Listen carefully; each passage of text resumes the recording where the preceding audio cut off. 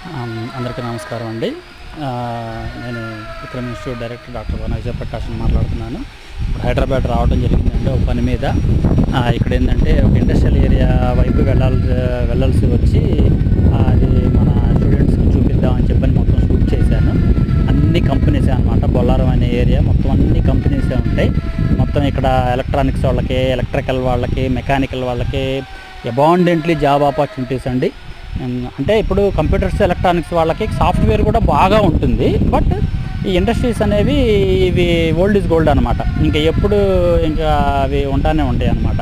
So ఎవరైనా core jobs select చేసుకుంటే, అంటే మెకానికల్, ట్రిపుల్ ఎలక్ట్రానిక్స్ సెలెక్ట్ చేసుకుంటే వాళ్ళకి ఎట్టి పరిస్థితుల్లో జాబ్స్ అనేవి మన విక్రమ్ ఇన్స్టిట్యూట్ నుంచి రిఫర్ చేయడం జరుగుతుంది.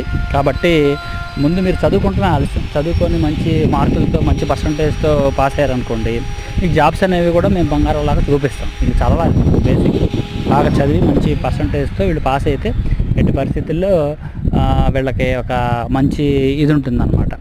సో మీరు కొంచెం కష్టపడి కొంచెం చదివితే మంచి పర్సంటేజ్తో పాస్ అయితే పాలిటెక్నిక్ ఎట్టి పరిస్థితుల్లో జాబ్ ఆపర్చునిటీస్ అనేవి మన విక్రమ్ ఇన్స్టిట్యూట్ నుంచి ఇప్పించడం కూడా జరుగుతుంది.